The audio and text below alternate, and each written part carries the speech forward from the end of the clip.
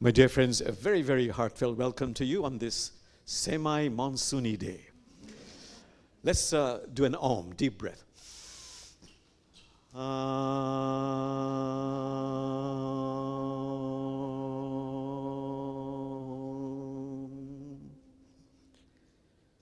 And as per tradition, we always do it. I shall ring this bell, which means that the moment you hear the vibration, you're glued to your seats. Unless you have to use the sanctuary of release. Straight up this way. Okay, are you ready? Then we shall start the proceedings. Okay.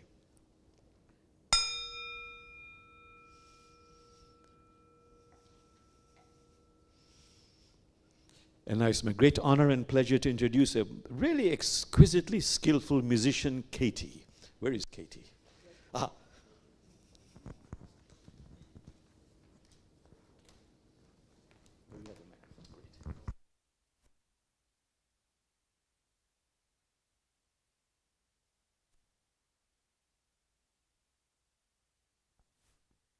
Welcome. My name is Katie, and I'm part of the Baha'i community here in Seattle, and I've been invited to share some songs during today's program. The lyrics are in your program, and they may be unfamiliar to you, but I'd be delighted if you would like to sing along. Especially this first one is not hard to pick up, and there's something so unifying when we are singing together. The words come from the sacred writings of the Baha'i faith, so I'll sing them as written. But in the Baha'i faith, we understand that divine essence that can be described by so many beautiful titles and names that we can call God is beyond our capacity to really comprehend or express in our language. Our language is too limited. And so, even words with pronouns or any language that we have falls short of capturing that essence, which is so much larger. So again, I'll share this in the way that it was written, but feel free to think in your heart of language that resonates with you.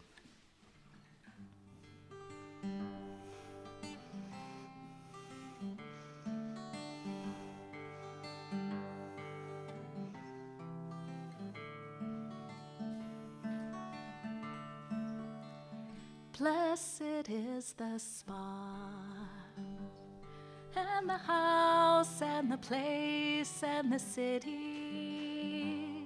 and the heart, and the mountain, and the refuge,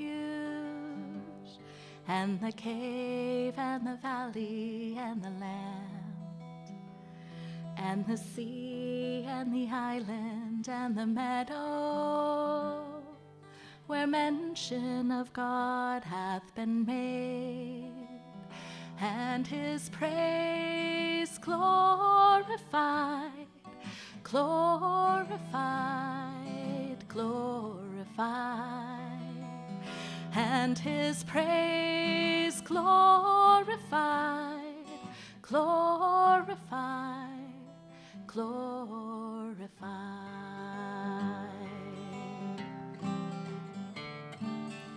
I'd be so delighted if you would sing with me. Blessed is the spot, and the house, and the place, and the city,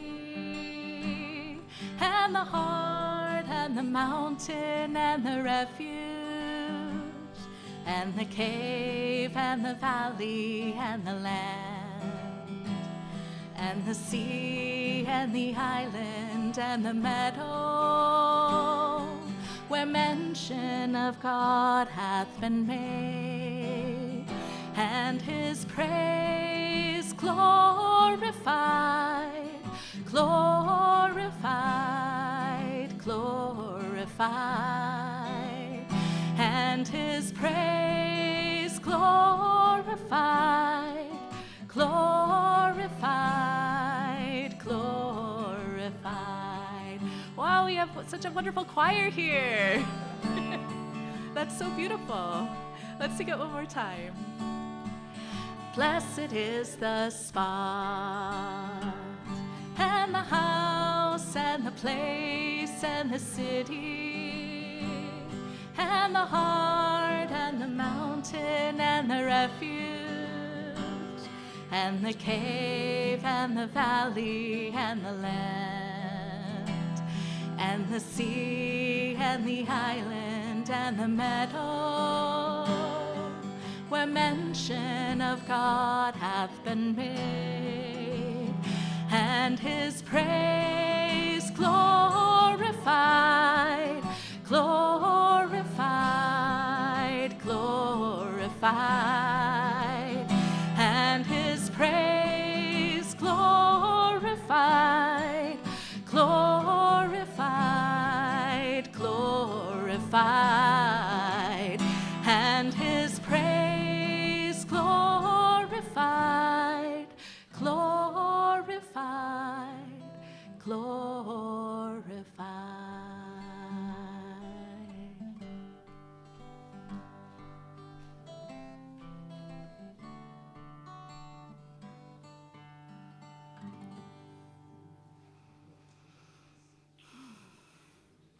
Thank you.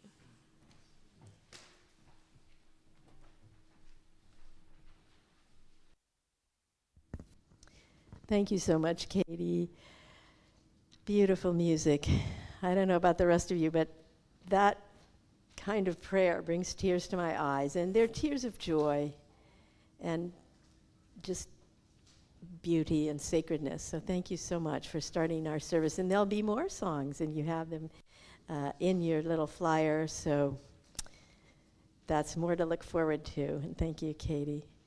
My name is Sally Joe, co-minister here at Interfaith Community Sanctuary. Again, welcome to everyone for joining us this morning on this beautiful, beautiful day. Really, I was so grateful to hear the rain all night. I couldn't sleep. But it wasn't a bad sort of not being able to sleep. It was like, oh, rain, rain. I always think of rain as blessing from the almighty heavens above. And I think we are all blessed to be here today. We have some wonderful traditions in our sanctuary here in the beginning of our services, where we honor our ancestors and we honor the Native American people who on whose land we reside today and who share their land with us to now. So I've asked Chris to do a reading for us about the ancestors and also honoring our sacred land. Thank you.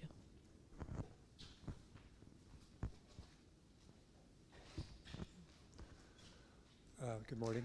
I have a couple of quotes to share with you. The first one is from Chief Dan George. May the stars carry your sadness away. May the flowers fill your heart with beauty. May hope forever wipe away your tears. And above all, may silence make you strong.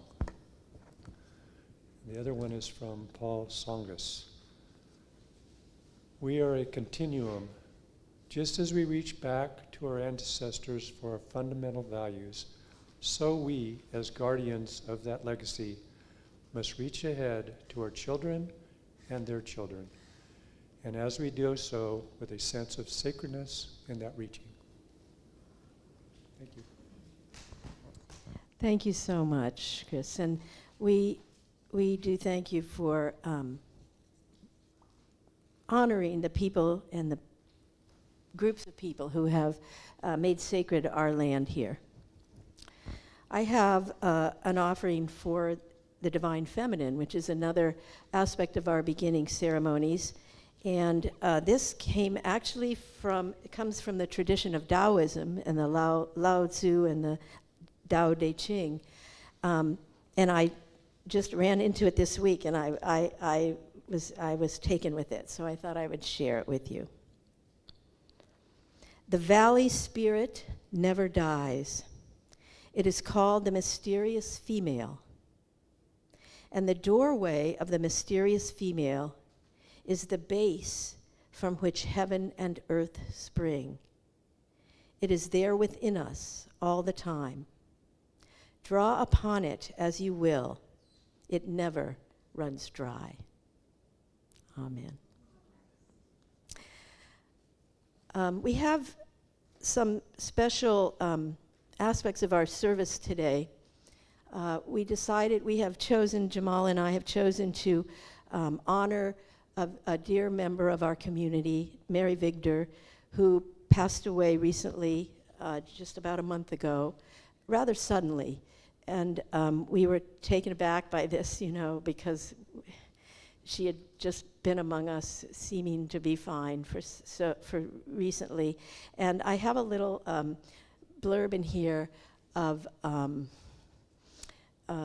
some background that she wrote for me to put into our program when she presented at our service back in April. We have a Sunday service every fourth Sunday that's designated for members of the congregation. Different members of the congregation come forward and share their stories and their spiritual journey and their spiritual awakenings, whatever they're inspired to share during our service. And back on April, I think it was April 18th, it was the fourth Sunday of April, Mary shared along with another member of our congregation, Anita, and they both shared their stories. And this was the word she had asked that I could put. I asked her what could I put in the program to introduce her to people, and so I used that. I had to put it in the past tense this time, which was a little sad for me, because it was, she was here with us. So anyway, we're taking a little bit of time this morning to honor Mary, and I have, I think Jamal's going to begin with a few words about Mary, and then I'll share some words as well. And we'll open up to congregants who want to say something. Yeah. So, my dear friends, we are remembering Mary Victor. And, the topic today is lessons from nature. And one of the lessons of nature is we have to accept what fate offers to us. And there's a very beautiful verse from Taoism. When autumn arrives, no leaf is spared, no matter how beautiful the leaf is. No flower is spared, no matter how fragrant the flower is. So we have to accept that this beautiful, fragrant soul has passed away. Who was Mary Victor? Most of you will not remember. She used to come here like 20 years ago, as I always joke, when my hair was black. And then she disappeared. And then she came back again recently. And actually, I remember during the pandemic when I was doing classes on Zoom, she'd always take classes. Oh, that's Mary Victor. And then one day she walked into the door. And, we both complimented each other. Oh, you haven't changed a bit. Oh, no, Jamal, you haven't changed a bit. See, my hair has become totally white now. Very gracious human being. And then she also became the secretary of our guiding council here. So what can I quickly say about Mary Victor? A very, of course, people will say you always compliment people when people have passed away, but I mean it sincerely. A very gracious, generous human being. Since today's topic is nature, how would I translate into nature? Well, look at all the trees around here. They offer shade to people anybody, rich, poor, no matter what religion, what culture, whether you voted for Kamala Harris or Trump, it doesn't matter. They offer shade, and the fruit trees, again, offer fruits to everybody. And what is remarkable about these trees is they never consume their own fruits. The graciousness and generosity of trees. What else? And I'll just end with that. Such a humble human being. Again, Taoism, the sea is the sea. Why? In its majesty, in its power, it lies lower than the rivers, and all the rivers flow into the sea. Humility. And one last thing, she was a very, of course, I've known her for a little bit. She would radiate that, a very pure human being, humble and pure. See, if I think of someone who's humble and pure, I think of this mystical statement. Pure is the one who has purified oneself of the notion of one's own purity. This is Mary Vigdor. Okay, Sally Jo. Thank you, Jamal. And I have a little sort of extra altar up here with a rose and with the picture of Mother Mary. I'm going to light the candle on this altar as we move into a little bit more remembrance of Mary. And this seemed to come to me as a beautiful way to honor her this morning. And I want to share just a few words about what Mary shared with us back in April when she was presenting to our congregation. And my own sharing today has to do a little bit with Mary's spiritual journey, which I think is relevant right now. I'm sure you'll agree. Mary shared many aspects of her spiritual journey with us this past April when she participated with Anita Earhart on the fourth Sunday congregant service that I spoke about. They both spoke in an incredibly sincere and heartfelt way about their lives that day. Mary told us that her mother had been a devout Catholic, devoted to Mother Mary all her life. And Mary herself was born on the feast day of Mother Mary and was named after her. After many mystical experiences in her life, Mary gradually and sincerely became devoted herself to Mother Mary, and she prayed to her a lot. She also developed over her journey an interfaith spiritual practice and had many teachers throughout her life, which she detailed a lot in her service. And by the way, if you'd like to hear her talk, it's on our YouTube channel under the April 18th service. It was recorded, and it's still available to be viewed. I've watched it several times since she's passed to just get a feeling again of her presence. And she developed an interfaith practice, and she was very much in touch with what I have always called, and what Jamal calls, the invisible world. Many of her experiences were what she called, I think she said, you'll have to suspend disbelief, and when I tell you this. But I didn't, I just was in total awe of her when she described her experiences. She said her most profound lesson from A Course in Miracles, which she was a student of the Course in Miracles in many places that she lived, not just here, but down in California and in Arizona. And she said their most profound lesson she learned was from a chapter. She opened the book, and it said the lesson for that day was, the peace of God is my one goal. The peace of God is my one goal. And she began to live her life, she said, by that prayer or that goal. And she said she spent her life searching for that peace, and in her own admission said she often found that peace of God within her heart. And Jamal, I think that's one of the things you're referring to when you talk about her purity. She had a peace of God in her heart. I firmly believe that Mary passed into the invisible world with the same loving and peaceful heart which guided her all of her life. And that is a comfort to me, and I hope to you. I'm going to end with a prayer that Mary said was her favorite prayer to Mother Mary, and we'll dedicate this to Mary and to Mother Mary. Dear Mother and Queen, let me become quite calm so that God's Spirit can fill me, and that I might understand what God wants to say to me as I meditate and pray. Give me that fineness of hearing, which enables the heart to sense the approach of the beloved.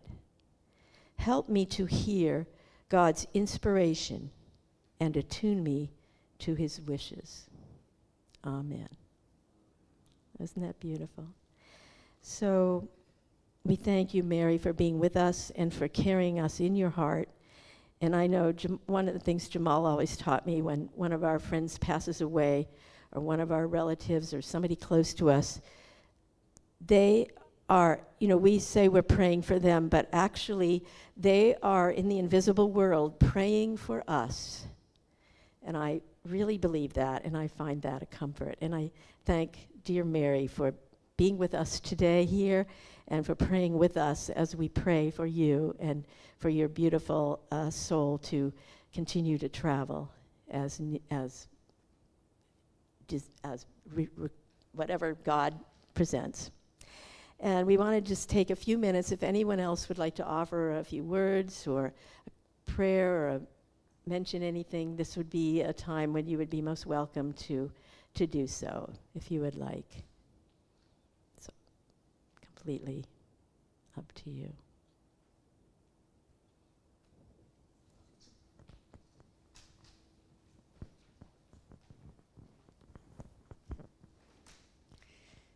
It's really hard to believe that Mary passed on because she seemed so inexhaustible. Like, she was seriously ill for a long time, and many people didn't even know it. Like, she just never seemed vulnerable to it. And so because she was so active, like, even though she was very seriously ill, she still became the secretary of the guiding council. She was really involved here. And so it was kind of shocking, really, to imagine that she was here one day and then very quickly wasn't. And so number one, it was a good reminder to me of how fragile life is and how quickly things turn.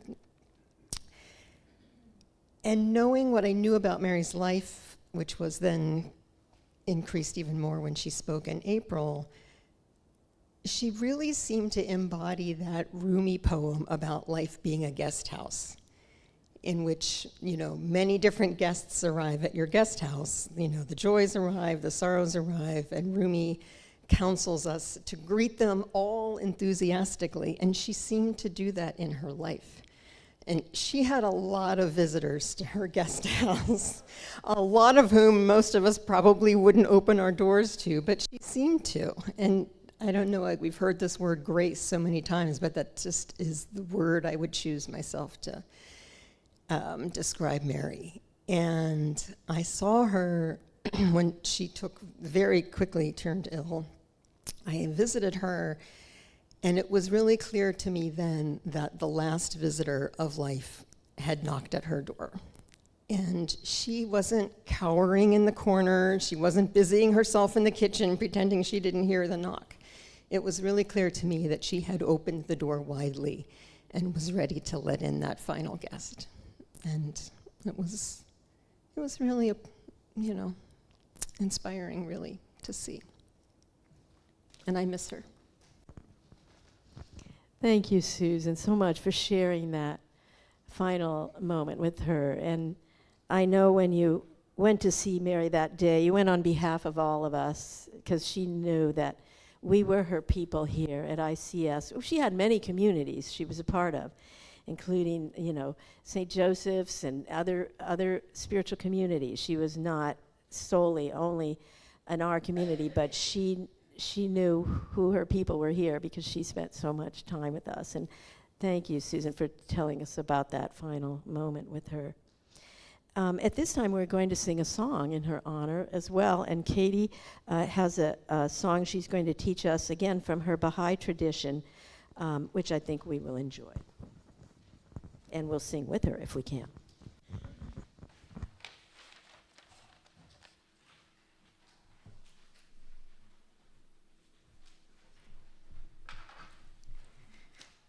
This one may be more of a meditation to enjoy together.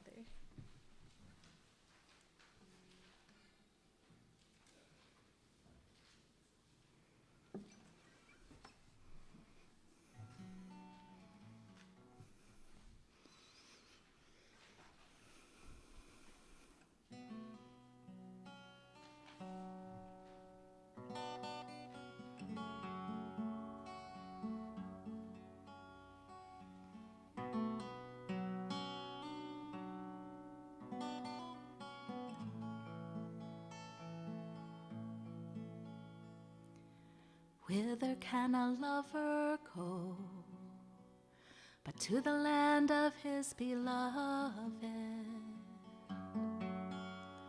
And what seeker findeth rest away from his heart's desire? To the true lover, reunion is life. To the true lover, separation is death. His breast is void of patience, and his heart hath no peace. His breast is void of patience, and his heart hath no peace. A myriad lives he would forsake to hasten. A myriad lives he would forsake to hasten to the abode of his beloved.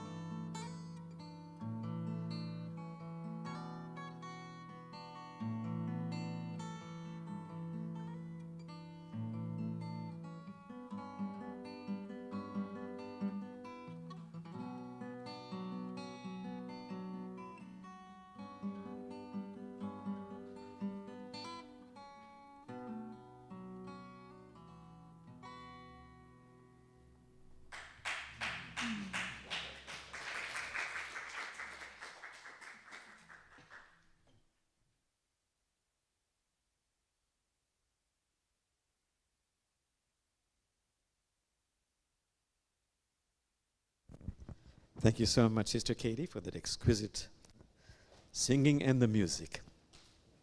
So, my dear friends, let's say goodbye to Mary Victor. I know she's right here somewhere with us. You know, I'll quote Rumi. Oh, Mary, how marvelous was the way you quit the world. The way you ruffled your feathers and, breaking free of your cage, you took off for the soul's world. A love-sick nightingale among owls. A love-sick nightingale among owls, you caught the scent of roses and flew to the rose garden. This is Rumi's famous poetry about the passage. Let's end with a prayer. I'll recite the first chapter of the Quran. The good news is it's a very short chapter.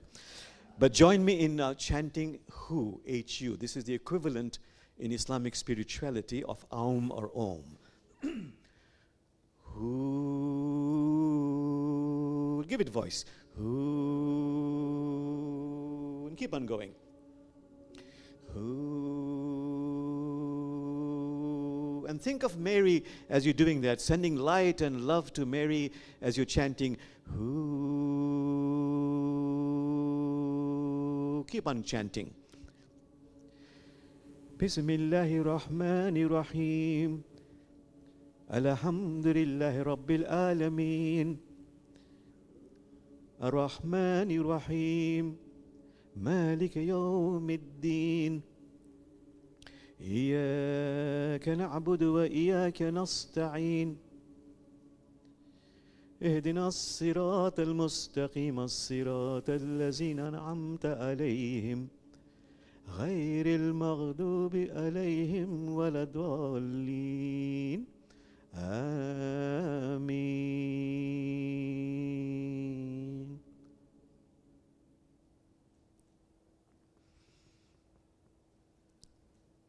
And just becoming very still, allowing this stillness to perfume our hearts.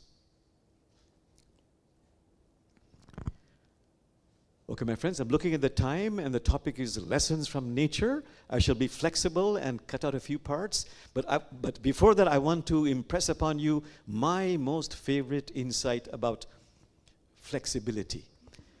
Some of you know it by heart. Blessed are the flexible. Blessed are the flexible, because they will never be bent out of shape. So I shall be flexible.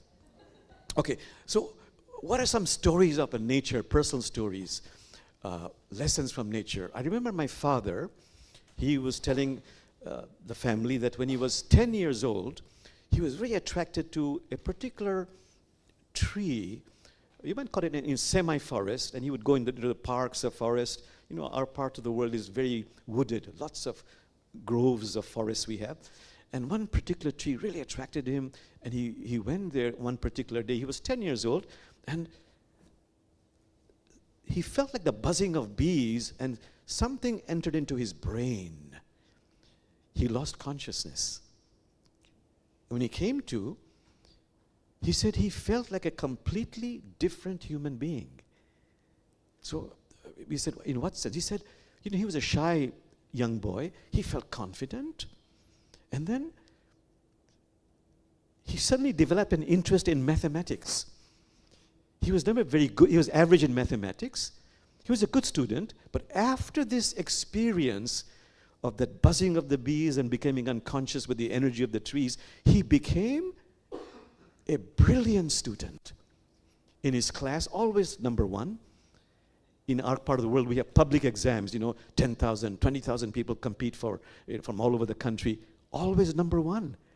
He became a lawyer, then a diplomat, always number one, because of that experience of the tree, he says.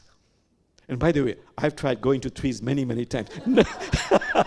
Nothing has happened, but don't worry, I'm 75 plus, I still have hope. Ablan, can you do it? Okay, that's one story about the tree, about nature. And because of the tree my father mentioned, I'm very attracted to trees. So the second story I wanted to tell you was, in the room out there, I used to do a lot of counseling. And there was one gentleman who came and said, he's very dejected, depressed. He hated everything, hated women, hated this, hated that, hate. I said, nothing you like? No, I hate this terrible life, this, that. My father died, my mother died. He was angry at life. I said, nothing at all. And after a lot of, pushing and prodding, I like to go on hikes. Do you like trees? Yeah, I'm okay with trees. So I did a meditation where the tree became his friend. And he accepted that. And he felt the love of the tree. And as we kept doing the therapy, it became a grove of trees and a forest of trees. And what I want to tell you is, I'm still in touch with him. His life has completely become transformed. He has a wonderful relationship with a beautiful wife. He could never make money. He has earned enough money. But in his own words, he's unimaginably happy. And I said, what is the main cause? I was hoping it's my therapy. It was the trees. The trees is what saved his life and made him flourish and prosper and be unimaginably happy. Just be with that, the power of nature. One of my favorite stories from the traditions is again about fruit trees. It's a very famous story. We've said it many times. It's in the Hindu, I think it's in the Upanishads, I could be wrong, Hindu scriptures. A young child asks his father, "Father, where does this fruit tree come from? What is the origin of the fruit tree?" Father says, use your common sense, take a fruit and cut it. See what you see inside. He cuts the fruit. He says, "Father, I see only seeds." He says, "Go deeper, cut the seed." He cuts the seed. He says, "Father, I see nothing inside the seed. It's empty." Says that father, that emptiness, that void, that silence is a source of it all. Tattvam asi is a very famous verse in Hinduism. Tattvam asi. And that art thou. From that silence, from that void, from that emptiness has come everything.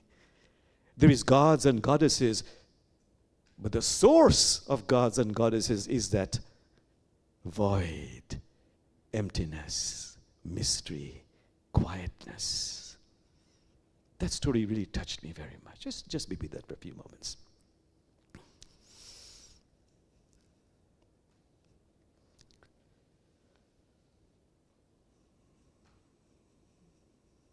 Which is why, by the way, I do meditation realizing, wow, it has so much power, majesty, beauty.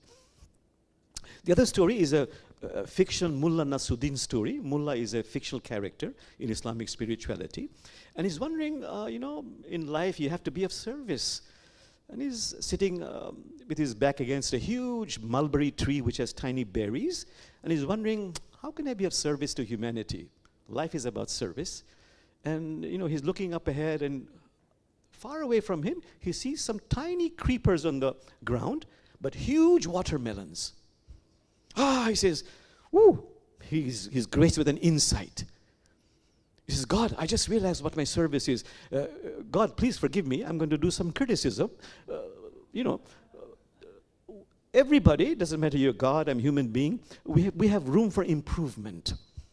Forgive my criticism. But God, there's something wrong with your cosmic feng shui. And again, forgive me, I'm a human being, you're God, but there's still room for improvement for all of us. There is something not perfect about your feng shui. Here I am looking up ahead, tiny, flimsy creepers and a huge watermelon, and this huge mulberry tree and the tiniest of berries. Something wrong with the feng shui." But suddenly, one of the berries breaks off from the branch and lands on his head. "Oh my God, what if that berry had been a watermelon? Oh, forgive me, God, forgive me, God. Let me think again. So nature has wonderful lessons for all of us. If I look in the Quran, there's some very fantastic verses. One verse in the Quran says, the creation of the heavens and the earth. The creation of the heavens and the earth is a greater matter than the creation of humanity, but humanity understands not. Therefore, says the Quran, walk humbly upon the earth. Realize that you cannot grow in stature as the mountains. You can never rent asunder the earth like nature. Prophet Muhammad said, nature is like your mother. Nature is like your mother. Honor her, protect her. And a wonderful Sufi master, Inayat Khan, he said, the holiest of holy books, the holiest of holy manuscripts is nature. There's nothing you cannot learn from nature. So just be with it. Ask yourself, is this true? What can I learn from nature?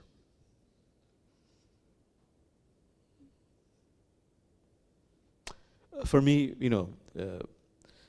in my ministry, we talk about God a great deal. I love that Christian writer who said about God, or the first time it resonated, there is a God, or call it divinity, something higher than human personality. So what is that wonderful phrase? She says, I went to the almond tree and I said, "Oh, almond tree, tell me about God." and the almond tree blossomed. Oh, almond tree, tell me about God. And the almond tree blossomed.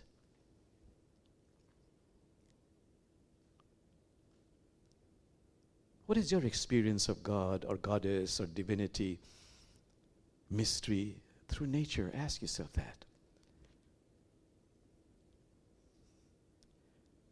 Buddhists who don't talk about God, but they talk about mystery, here's a Zen saying, sitting quietly, doing nothing, sitting quietly, doing nothing, spring comes and the grass grows. Sitting quietly, doing nothing, spring comes and the grass grows. Just be with that.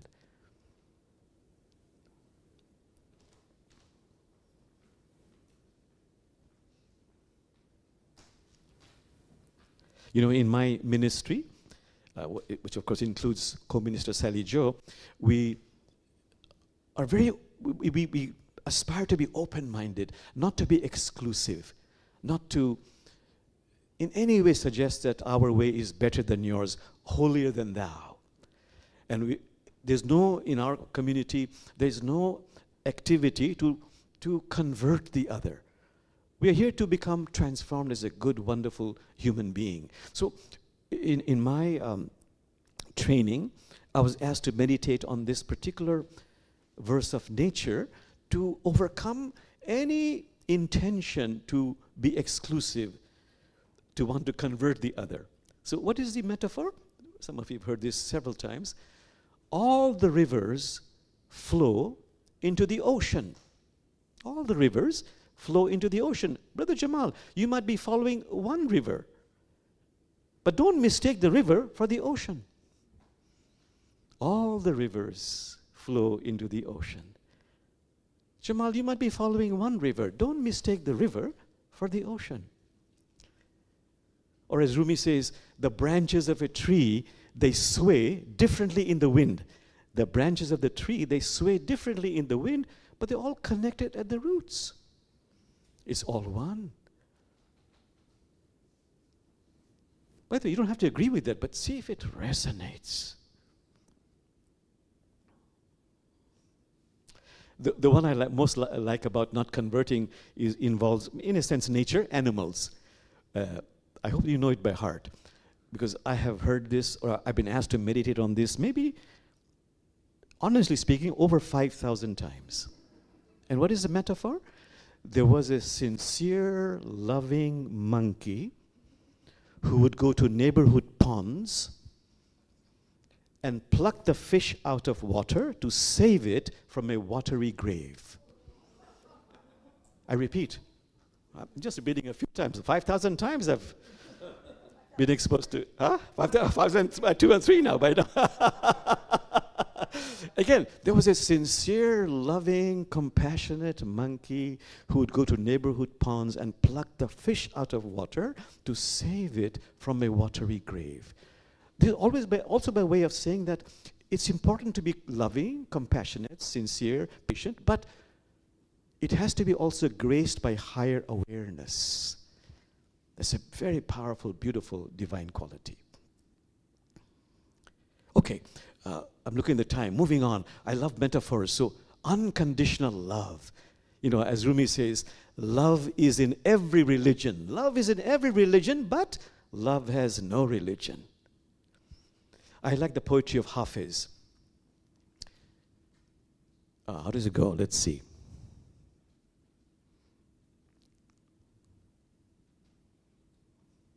Oh, the earth would die if the sun stopped kissing her.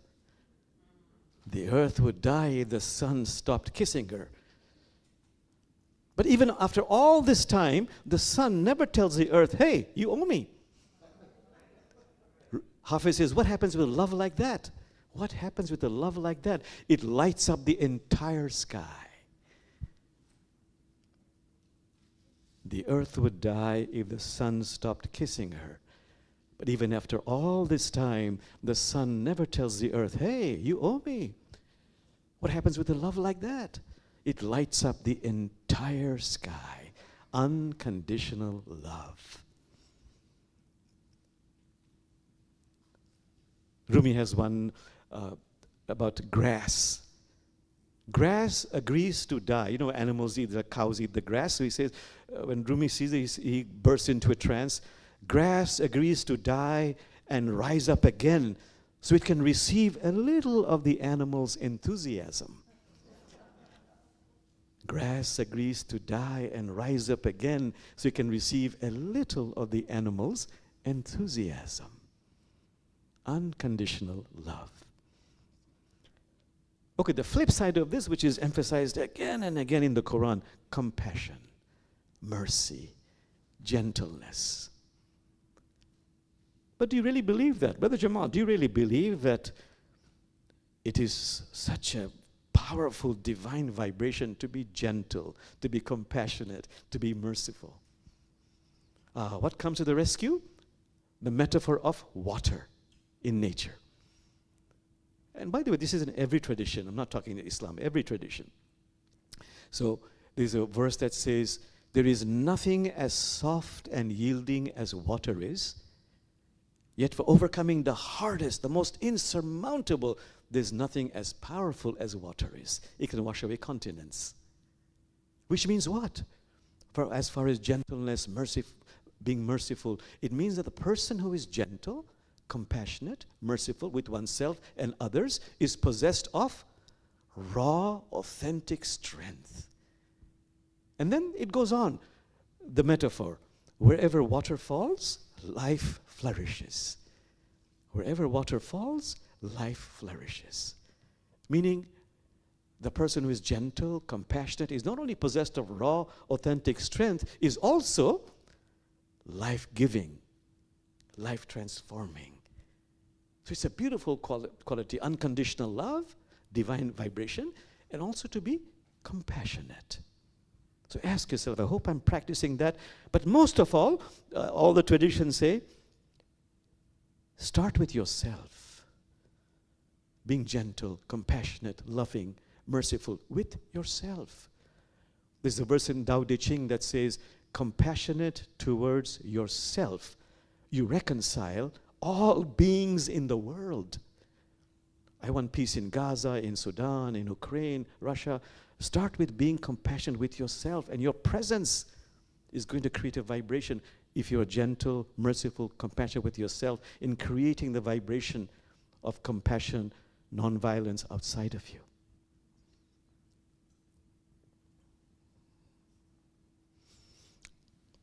Again, looking at the time, by the way, I'm thinking of, this is nature, but I'm thinking of Taoism.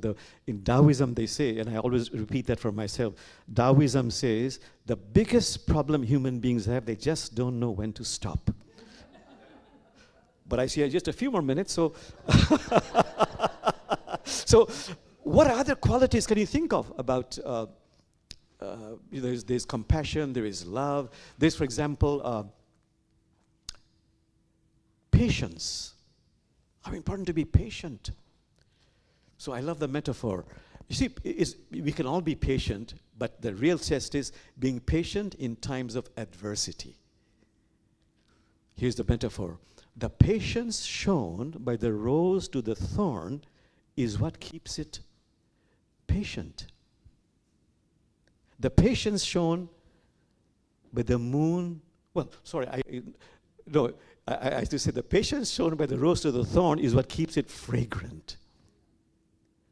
I'm quoting Rumi. I slightly misquoted him. I don't think I improved on it. It was not good. The patience shown by the moon to the dark night is what keeps it radiant. Can I be patient, particularly in times of adversity? Sincerity. You know, this is a very important quality. Can I be sincere? So Rumi says, the seed and the soil is faithful to its trust. The seed and the soil is faithful to its trust. Plant a mango seed, it doesn't say I want to become a pear tree, it becomes a mango tree. Plant a mango seed, you get a mango tree. it is faithful, it is sincere.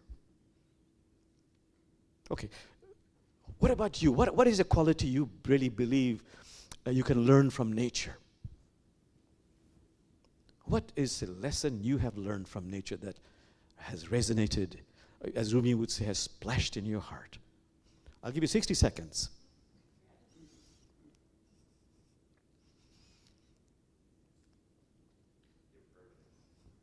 What was that? Tell us a little bit more about that. You know, you watch the leaves fall in the fall time and then blossom in the springtime. It's just reminds me of impermanence. So a flower or a plant will wither and die. Can I accept that? Impermanence, yes. I think about generosity, and I know you've spoken a lot about trees, but trees really have an incredible amount of lessons to teach us, I think. And I think about the tree, the fruit tree, as you mentioned. It brings its fruit every year. The fruit falls to the ground. Anybody who walks by can pick it up and eat it or enjoy it or keep it. The tree itself never consumes its own fruit. It gives it all in generosity to the world, to the animals. Even if the fruit rots, there are microbes who will enjoy that. And it's just so completely generous. And it's a lot of work to produce that fruit. You know, so I remember when I was a teenager and I was walking across a campus one day and there was a fruit tree and I was hungry. There was an apple tree. And I just reached up and took an apple and I thought, wow, I guess I can do this. And I looked around like, is anybody going to stop me? No, I ate that apple with so much gratitude. And so I'll never forget that because I think it taught me that lesson, like, wow. Okay, I didn't have to go to the store and put out any money or anything. So there you go, the very act of generosity. And by the way, this reminds me of another Rumi poem, if just very quickly. Rumi says, have you not noticed that fruits never grow on the trunk of trees? They always grow on the branches. Why? Says Rumi, because this is part of life. This is part of the mystery of nature, mystery of God. The fruit on the branches that are perched in the branches, they need to quiver and tremble in the breeze to receive the blush of the beloved. Meaning, this is a world of opposites. There's joys, but there's also sorrow. There is suffering. It's okay, accept it. Just be with it. Rumi says, don't run towards pain and suffering. Just don't run away from it. And if I'm with my suffering, and as Desmond Tutu says, in the late Desmond Tutu and Dalai Lama, they say, if you are able to acknowledge your suffering, heal your suffering, but most important of all, reframe your suffering, it changes your life. In fact, in the Book of Joy, Dalai Lama and Desmond Tutu says, the way you reframe your suffering sculpts your being, your character. Most important of all, it sculpts the destiny of your life. Again, don't run towards pain and suffering, just don't run away from it. Anyway, it's not my time for preaching. Any other? Yes, okay, one here, the one back. So resilience. So you can prune something back too harshly, but it will grow back. Yes. And you can pour concrete and plants will come up through the cracks. Beautiful. Resilience. Let's just be with that. Ask yourself, in my life, I ask myself, so Brother Jamal, can you, like those plants and those trees and those roots I see, my goodness, some pavements are up, some are down, the roots come up, they come up, you see. Can I be resilient? Most of what we've talked about are things that we get to experience every day around here in Seattle with trees and so forth. But in the desert, the night sky in the desert, I had an experience in New Mexico. And I think anytime you can be really in a night sky in the desert, where the sense of the natural world, it's so enormous. It's so beyond our comprehension. And I don't know, I've had this feeling like I'm nothing. I'm a tiny speck in this enormity. And yet, how beautiful to be part of it, you know? I'm nothing and yet I'm part of everything. There's something about that desert experience and that night sky. So it gives us that sense of awe and wonder. In Taoism, there's a wonderful verse that says, when people lose their sense of awe and wonder, when people lose their sense of awe and wonder, that is when they turn to the institution of religion. Yes. Just to round it out, I can't not say humor and delight. And just, my mother always would cut out from magazines pictures of animals that had really funny looks, you know, and she'd say, look at the helmet on this one, or look at the wig that one's wearing, look at the beard, you know. And so humor, yeah, that's an important quality. And Thank you, Sister Maggie. And of course, I'm going to quote Hafiz, who says, what is this laughter bubbling up from within me? He says, listen to my answer. What is this laughter bubbling up from within me? Listen to my answer, he says. It's the sound of his soul waking up. And he goes on to say, God wants to see more laughter, more playfulness in your eyes, because that is your greatest witness to God. Okay, any more? Okay, one there and one there.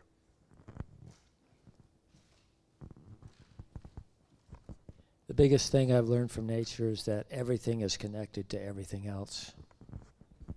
We're all interconnected. You know, I love that Buddhist story of the Zen monk who steps on the platform to give, preach to the congregation in the park. Buddhists quite often preach in the outside doors. And suddenly, as he's about to step up, a bird on the branch begins to, how do you say in English? To chirp, to sing and chirp. And everybody becomes very quiet and just, they listen to the chirping. When the bird stops chirping, the monk steps down saying, the sermon has been delivered.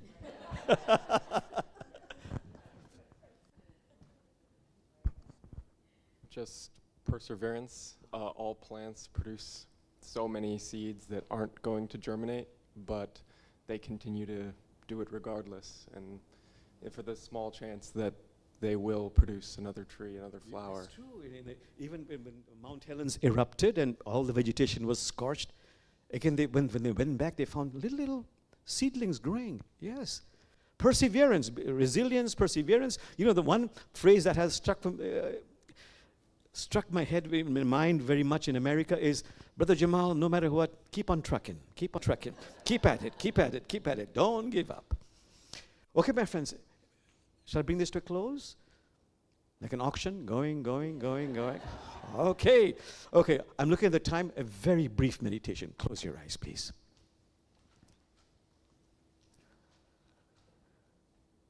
And focus on your nostril.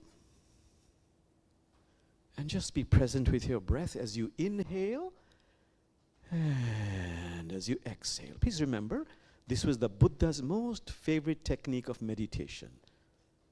Simply being mindful of the in-breath and the out-breath.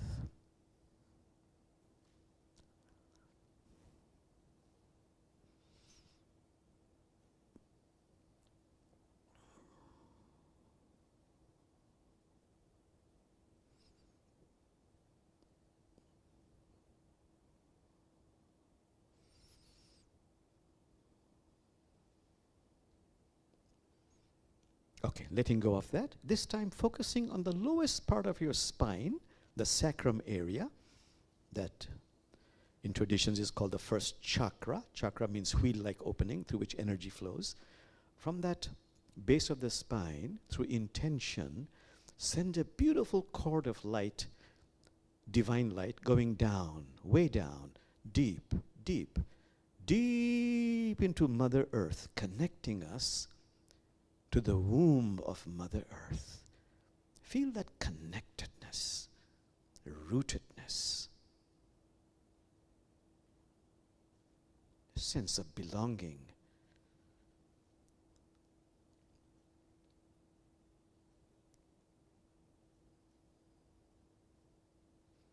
letting go of that. And now, focusing on the crown of the head. That's the crown chakra. Again, chakra meaning wheel, through which energy flows. And from the crown chakra, through intention, send a beautiful, any color, cord of divine light going upwards, way up, higher, higher, even higher, piercing those mysterious realms and connecting us to the heart of heaven. Feel that connection, bonding.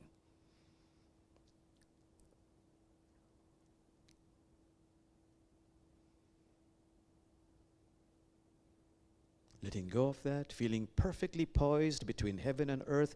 And now I'll request you, focus on your heart. Amazing organ. This wonderful revelation where God says, Spirit says, Divinity says, to each one of us, to humanity, Allah says, Beloved one, I cannot be contained in the space of the earth. I cannot be contained in the space of the heavens, but I can be contained in the space of the pure, loving heart. God, Spirit is outside of us and inside of us, in our heart. For a few moments, focus on the boundless space of the heart and plant words of beauty like, I love you, or you are loved. I love you. I really love you. Try it. It's a beautiful spiritual therapy of healing, empowerment, transformation, focusing on the heart and saying, I love you, or you are loved. And you can never overdo this. Again and again and again and again.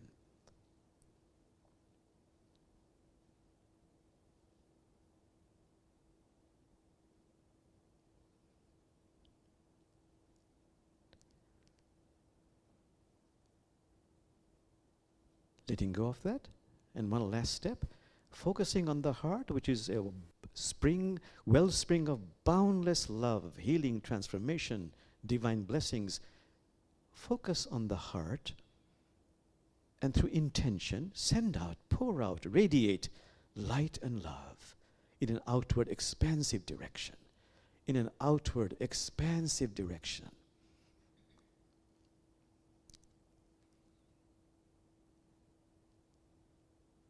From the depths of the heart, through intention, pouring out light and love to stones, to trees, to animals, to human beings, to anything, to everything, just pouring it out, radiating it.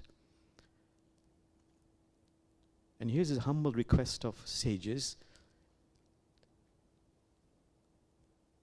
Tell your heart, I love you, or you are loved. And from the heart, pour out light and love, both in meditation and in your waking hours, whenever possible.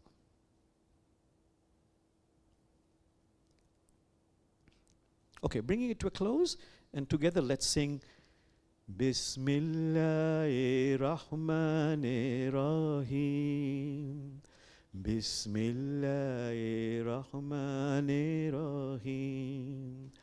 La ilaha illallahu. La ilaha illallahu. One more time. Bismillahirrahmanirrahim. Bismillahirrahmanirrahim. La ilaha illallahu. La ilaha illallahu.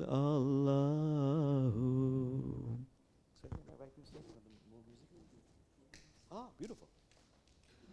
Looking forward to it.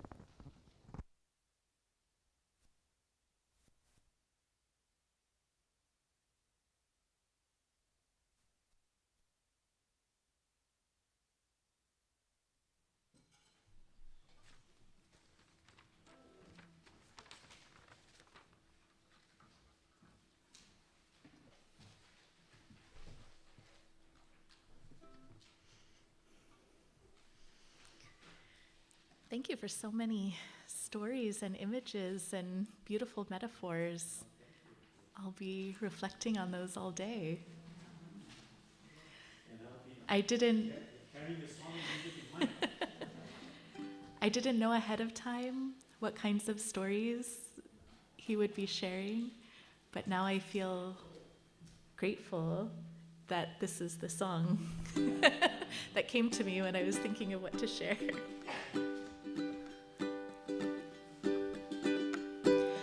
When a drop draws hell from the ocean, it is an ocean itself is an ocean itself, and a little seed through the outpouring of rain, the favor of the sun, and the soul refreshing breeze will become a tree, will become a tree, with the utmost freshness, full of leaves, blossoms, and fruits. Therefore do not consider thy merit or thy capacity, but rely upon the infinite bounty, and trust and trust and trust, and trust and trust and trust in His Highness, the Almighty.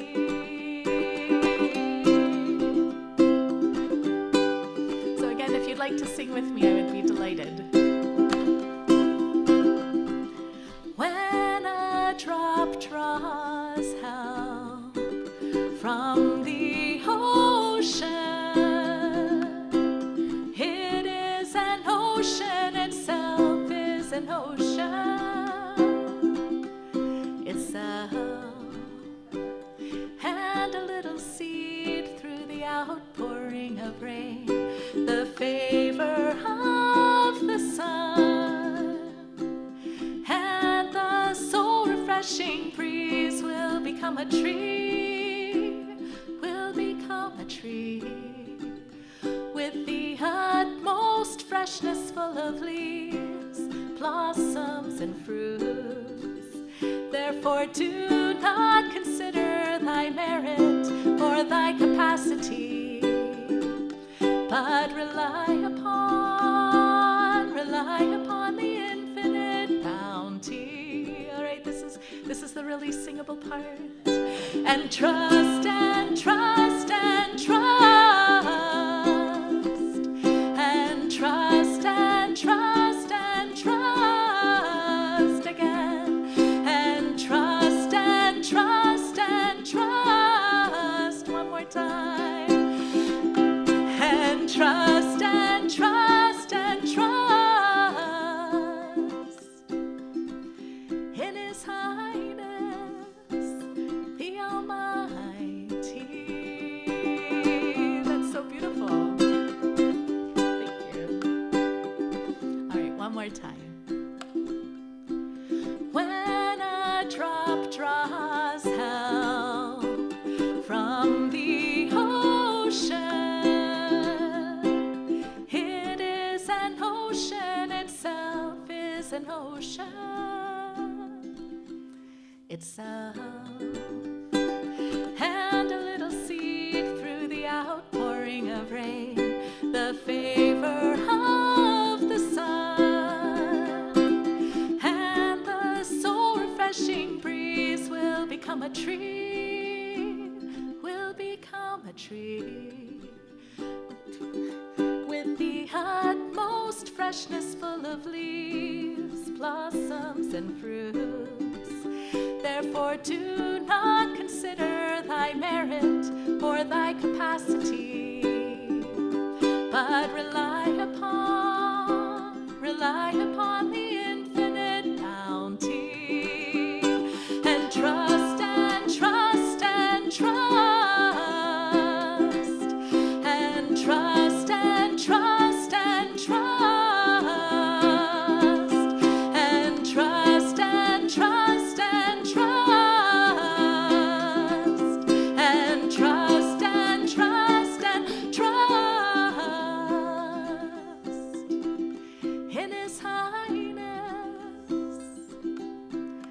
the Almighty.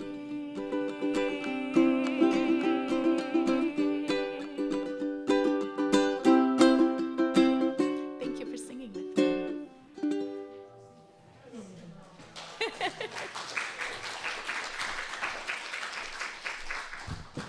You know, there's a verse in Sufism, knowledge of the tongue as opposed to knowledge of the heart. There's singing from the tongue and the mouth, but singing from the heart. Totally heartfelt. Sally Jo, yeah. This is the time in our service where we express our gratitude to each and every one of you for contributing in any way you can through your money, through your time, through your hours of work around the sanctuary to help us keep this historic building in well kept and alive and well and serving us all. And also all the programs, which you're going to be hearing about in a minute, some very wonderful programs that we present. And we know online the folks are able to contribute through our website, the donate button on interfaithcommunitysanctuary.org. And we appreciate all that comes in because it all goes back out again into the building and the programs that we do. I know there was a work party yesterday. The recycle bin is full of yard waste, so I know a lot of work was accomplished. And I know that I was unable to come because of another event I was at, but I know that people were gathered together in community and offering their services to this beautiful sanctuary. And we, again, sincerely thank you for all that you give and all that you do here. And we want to talk a little bit about some special opportunities after the service. Now, you know, Jamal went late, so we would all get nice and hungry because lunch is being served downstairs by so many of you having brought something to share. And if you didn't bring something, don't worry. There's plenty for everybody, and we'll enjoy our company and our community together downstairs after the service. So please hang around and be part of that community gathering downstairs. We also have some opportunities coming up which come up only infrequently. A couple that I want to mention, and everybody's invited to all of these activities. Of course, we have our weekly classes and events, but some special events. This afternoon, just on South Seattle at the New Holly Gathering Hall, we are celebrating 20-year anniversary of Project Ethiopia, which is a nonprofit organization which was started here in the Interfaith Community Sanctuary with our members, Judith Sanderman and her late husband, Dennis Wilkins, 20 years ago. They started a project in Ethiopia helping to build schools, dig wells, bring economic resilience to the community through helping to organize farmers associations. And we have two brothers, Awoke and Workina, who are our project managers and have been from the beginning, from the 20 years ago, our project managers for this Project Ethiopia. And they are in town. They just came from Ethiopia this past week, and they're going to be gathered with us at our anniversary event. This is not a fundraiser. It's just a celebration, and you'll be able to hear from them personally about the hard work and the beautiful work they are doing with their communities in rural Ethiopia, where other nonprofit organizations do not reach because they tend to go to the big cities, okay, and help people there. Anyway, this is from 3 to 5 this afternoon. So you finish your lunch, you get a little walk in there, and then you come down for dessert. And this is Ethiopian food and kind of finger food and desserts. And so there'll be some non-sugary dessert, you know, what do you call it? Salty and sugary both. And by one of our members who is, we found here in Seattle, whose mother lives in the Dongla region, which is most unusual to find somebody living in this small rural area who now, their daughter lives in Seattle, Washington, but they found us and we found them, and she's a caterer and is preparing food for us this afternoon. She loves being able, and her mother still lives in Dongla right now, but was visiting here when I met her mother and her daughter, who's a high school student at Ballard High. So all these things happen in the universe. You'd be surprised. Come on down and join us from 3 to 5 p.m., and there are little cards, and this is the address if you want to copy it. Now, on another note, Next week, on next Saturday in the afternoon, on September 27th, we're getting together for Sacred Conversations, which is an interfaith gathering. We've been organizing throughout the past 2 or 3 years. Every 2 or 3 months, we gather together for a meal at a different house of worship. This one will be at St. Joseph's Parish, the big white church on Capitol Hill. This is the Arupe room. It's not in their main sanctuary, but there'll be signs up. It's at on 18th Avenue East on Capitol Hill from 1 to 3:30. We are gathering, and Jamal and I have been working with the Northwest Interfaith, the organization, plus Center for Spiritual Living, St. Joseph's Parish, and Unity of Linwood, Charter for Compassion. We're all gathering together, people from our communities, to have sacred conversations, meeting new friends, growing together through open dialogue. We sit at the table, and after lunch, we have kind of guided conversations on topics that we think will help us go deeper into telling the stories of our lives, kind of like what we did here today, sharing what's important to us in the values that we share, and learning about each of us, our lives, our spiritual richness that makes us both diverse and at one, and working together then to bring hope and healing and joy and peace to the world. And so we believe this is possible. Not only possible, it's urgent, and we want to help facilitate it happen. And you can help by attending, and it's a free dinner. We ask you to register so we know how much food to provide. I mean, it's a lunch, sorry, but it'll be a good lunch. And it's a vegetarian lunch. We always make it vegetarian. And we do ask you to register so we know who's coming, and we do ask for a $5 fee. That's just to get you to come, I'll be honest, because we need to plan the food properly. We do provide the food, and we have table hosts, and those are people who help guide the conversation. We have a couple people from our congregation who have offered to be table hosts. We need more, and all it requires is that you come a half an hour early, and we'll give you a little bit of training, a little bit of understanding of how you kind of keep the conversation rolling. It's very simple. You take a card. Every person at the table takes a card, reads the question. Everybody gets a different question, and they answer it from their heart. And these are questions that anybody can answer just about their personal experiences. Maybe, Jamal, you want to give an example? Yeah. I just want to say more than anything else, you know, people always say these are terrible times, difficult times, polarized times. What can we do? So Rice University, many years ago, actually, in the early 2000s, they said, let's do a program, and I think they called it Amazing Faith, if I remember. Just focused on the art of listening to the other. What is lacking, the researchers say, is when somebody is talking to me about some divisive issue, I'm not listening. I am listening, but part of me is formulating my answer. But here the program is such that when someone picks up a card, it's a personal question, very simple question. The other person is going to pick a different card. He will have a different question. So the others are forced to listen.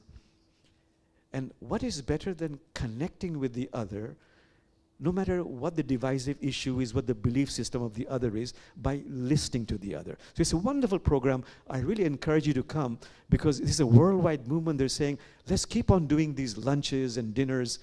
Keep it free, keep it minimal in terms of cost. It's only $5. But connect with the other. We've got to connect and listen to the stories. So please come if you can. There are flyers. And then Jamal has just started a new spiritual development class, Lessons for Our Life Journey, Insights Carved by Time, Remembered by the Heart. And we have had our first session, but it was recorded. So if you'd like to join for the 5 more sessions that are coming up, this class meets on Zoom on Saturday mornings from 10 o'clock a.m. till noon. And it's a wonderful, wonderful opportunity to hear more of Jamal's teachings. If you think you could handle more, come join us on Saturday. And then, of course, as you know, we also have many opportunities during the week to join and sit in silence on Thursday evenings for a meditation group. We have a Course in Miracles that meets on Wednesdays, I believe it might be Tuesdays. Check our website, because I don't have a good memory for all the various classes. Most of them meet in person some of the times, and on Zoom some of the times, and many of them are also hybrid. And we have our Friday prayers in the Islamic tradition, for example, on Friday afternoon at 1:30. That is Zoom only. But then there are other classes and gatherings that meet at other times. And I think there was one other thing about next weekend. What was it? Dances for Universal Peace is coming on Friday. Not this coming Friday. I think it's October 3rd. So I think it's 2 weeks from this past Friday, and we will be here in the sanctuary, and we have our wonderful Elizabeth Dukine, who is been a member and a leader in dances and a teacher in this program for many years, and she's going to help guide us through first learning a chant, and then a simple circle dance which you do together. Very simple. I mean, ladies and gentlemen, if he can do it, and if I can do it, you can do it. Because neither one of us is really a dancer, though we love these chants and we love this music. And the chants all come from different spiritual traditions. It's an interfaith gathering. It's been going on for years, decades. And we want to bring it here to ICS. If this first gathering on Friday, October 3rd at 7 o'clock, if we can get people interested, we're going to have it on a regular basis, maybe once a month. And Elizabeth, who's a member of our community, who's just rejoined, has come back in the area and has offered to start this program. I just want to say a few words about that very, very briefly. This was started, this Dances of Universal Peace, by someone who could be described as Jufi. He's both a Jew and a Sufi. Samuel Murshid. He started this Dance of Universal Peace. It has gone all over the world. Wherever there are places of conflict, more than negotiation, let's get together and do these dances of universal peace. It used to happen every week for years in a particular church. I remember going there. But now it's less frequent because of the pandemic and all that. So I want to tell you several things. One is very simple movements. It opens up the heart, and it really uplifts you. And as I said, if I can do it, everybody can do it. So anyhow, so many more things I was going to say, but please, if you can, do come to these Dances of Universal Peace on October 3rd. Oh, I know what I wanted to say. Over the years in my ministry, I used to go and do Dance of Universal Peace regularly for 2 years. And then several people in our community, we've been here since 1997, have come and told me that, I'm a recovering Catholic, or I'm a discontented Muslim, or I'm a Jew, but I want something more. You know what I did? I said, go attend the Dances of Universal Peace. At least a dozen people. And by the way, none of them have come back. Why? And I'm very happy, because that's our mission, to make people happy, find their niche, as it were. Because they've come back and said, Jamal, and each one has said, I'm so grateful to you. I was feeling so lost spiritually, but I realized this Dances of Universal Peace is my spiritual path, and it is my community. So we are bringing that here. Please try it. So that's all the propaganda we want to say about Dance of Universal Peace. Oh, okay, so yeah. So Saliji is saying, bring it to an end. It's 11:30. We've gone beyond. So I said you were glued to your seats. Now you can become unglued. And the real service starts downstairs over food and fellowship. But before leaving, let's do a blessing. May the blessings of God rest upon you. May God's peace abide with you. May God's presence illuminate your heart, now and forevermore. My dear friends, heartfelt gratitude for your presence today. It has been a blessing. We've gone over time, but you forgive all of us, I know. And please come downstairs and let's start the real service over fellowship and